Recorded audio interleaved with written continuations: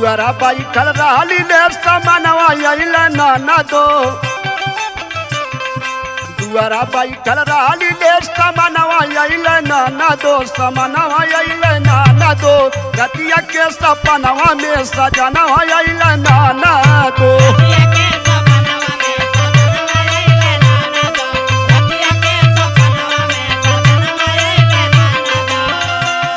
सपनवा अइल नाना दो सपनवा अइल नाना दो रतिया के सपनवा में सजनवा अइल नाना दो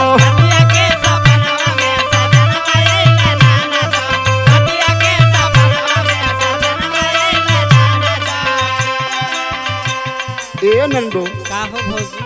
सुना जब आईने न अच्छा तो कहने का केला ये भौजी? साटी के बैठ गइल लागही में